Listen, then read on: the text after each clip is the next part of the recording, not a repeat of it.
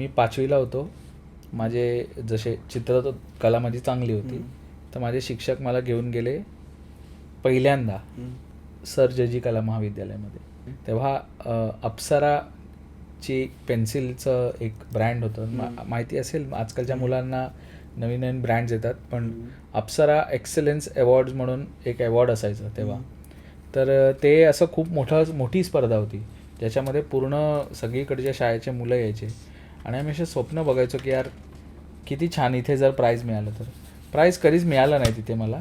2 वर्ष मी गेलो, पण प्राईजपेक्षा त्या वास्तूत गेल्यावर जे मिळालं ना मला, की या वास्तूत गेल्यावर मी वेडा झालेलो ना, की मला असं वाटत होतं अरे ही कोण लोक आहेत बाई, हे नुसते चित्र काढतायत, यांना म्हणजे दुसरं काय नाही करायचं, यांना फक्त चित्र हे ड्रीम जॉब आहे माझं.